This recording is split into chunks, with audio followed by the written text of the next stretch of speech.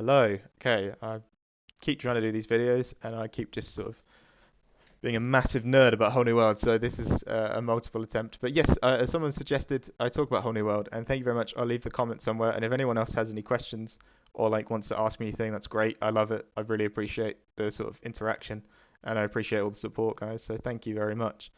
Yeah, this card's called A Whole New World from the movie Aladdin. I was gonna have the movie scene playing in the background, but I don't want to fear the copyright. So I've just shoved this card on the screen from Dreamborn. It's sometimes referred to as wheel, and it will be called a wheel deck if you have a deck that has 4x Whole New World in it. Um, but yeah, if anyone ever says that to you, just know it means a whole new world. And just sort of, I'm going to try and go through this methodically and not just spurt out random nonsense about the card. So I've written notes. So essentially, at the start, we'll talk about each aspect of the card. You draw 7 new cards. In a card game, that's just amazing drawing 7 new cards. And if you're in a position where Amber Steel or Blue Steel, the two sort of popular decks for this card, are they are able to play the value of the hand and then wheel to the next or wheel play a whole new world and jump to the next whole new world, play the value of that hand and jump to the next one. And this can be achieved through Quill dumping everything and playing the characters, sing whole new world, or even hardcast it. You might watch me hardcast it sometimes.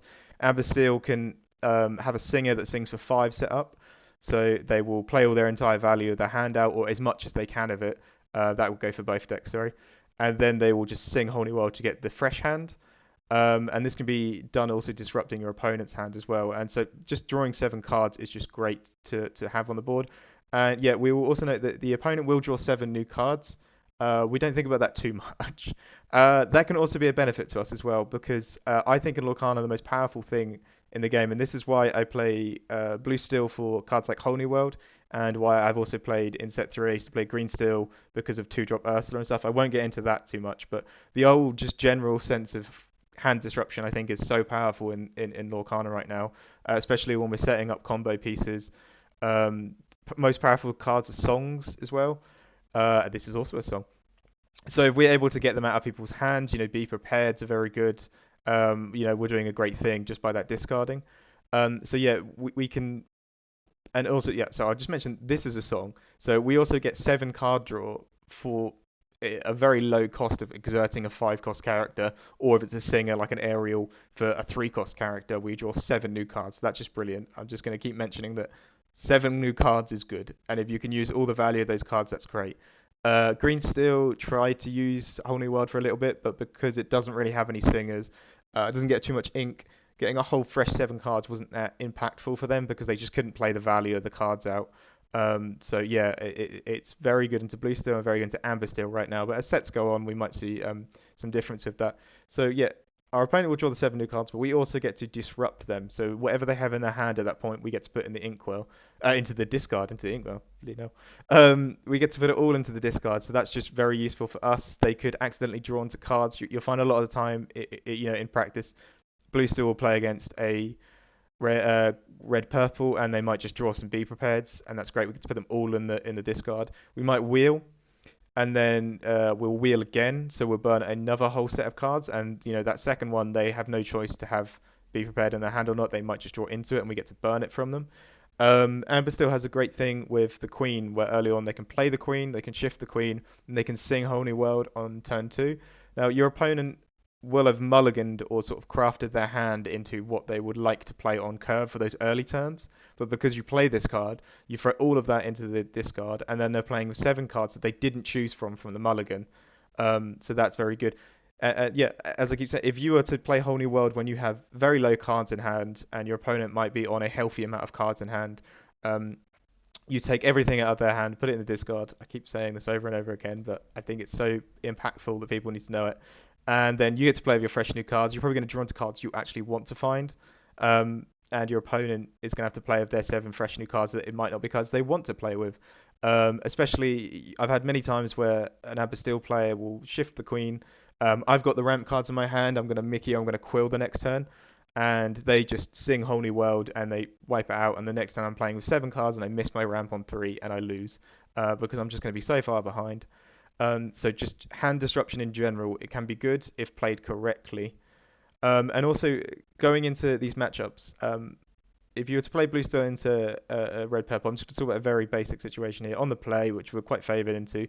Your opponent might have draw cards in their hand. They might have a rabbit. They might have a Maleficent. They might have friends on the other side. They might have ways to get more cards in their hand. But they're going to be thinking, I know what my opponent wants to do. They want to get down to 5 and sing Holy World. So me having more cards in my hand that I'm not going to be able to play because they're all going to get burnt, isn't that great of a thing.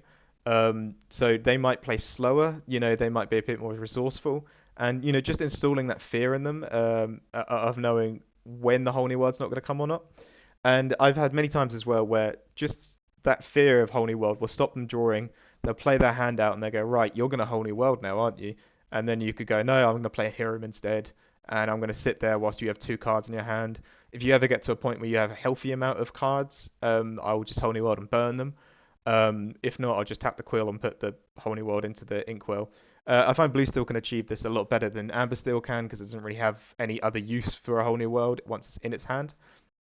So yeah, that's really good. We get to control the tempo of the card draw and to a sense the tempo of the match because of how impactful this card is on each opponent's hand. And I just think that's a really useful thing to have. Of course, the negatives of this card, uh, it's if you have 2 of these in your hand, they are fairly quite useless. One in hand is brilliant, but once you've got 2, that means you've nullified one. As I say, blue steel, the only thing they can do is they can quill one away, so there is some ink value there, but it's still not amazing. If you play enough amber steel or blue steel, you'll get into a habit of realizing that I have to move quickly with my hands if I want to utilize Whole New World in this game. So I need to be like, right, I've Whole New Worlded and I need to play this hand out because I'm going to probably have to Whole New World again soon. Um, and especially if you whole new world into another whole new world, you probably want to be using that one as soon as you can because you can never tell when the next one's coming up. Statistically, if you've used one and you're on to the next you've got 2 more left in your deck and you're 14 cards in deep, depending on how much draw as well you've done. You'll probably be deeper. You're probably 20 cards or so in deep. Um, so yeah, just make sure that once you use a whole new world, just keep moving with it. Don't want to clunk up. If you get to a point where you're just sitting there and drawing with other actions and stuff, you might just get all your whole new worlds in your hand, and then when you play one, you've got none left, and you've got no more burstful draw power anymore. Um, so yeah, just make sure to keep moving with it when you use it. Expect to draw into another whole new world, and once you do, start thinking about how you're going to utilize that. Of course, there's going to be situations where they're completely burnt out. You've won the board, just sit back and win the game. But if you're still progressing to a dime win, you want to win the board a bit more. You still haven't closed out the game. They've still got plays to make. Keep thinking about how you want to move to that next holy world. And also just I'll talk about actual in practice in a game. So say you are red purple versus no, sorry, you are blue steel, and you are versus red purple. And we do this play. It's quite a common play where we ink down. We play a 5 cost. We ink down to 6. We play a 5 cost, and then we whole new world. And then we'll be at like 8 ink, and we'll be at 6 at that point, and they'll be at 4, and then we'll be at 8, and they'll be at 5. So what's happened there is okay, they have their 7 new cards, but we're at a higher ink advantage, and we have the same amount of cards in our hands as them. So in that sense, we are better off for it. This is also why we were struggling a little bit with red-blue for blue steel, because we would ramp down, do the same play, and they would be able to sort of follow behind with how much ink they're getting, because they're sort of a ramp deck. So when we gave them a fresh hand, we had no advantage. We weren't an ink higher than them. We might have won the board a bit more, but we've given them a fresh hand for be prepared and stuff like that.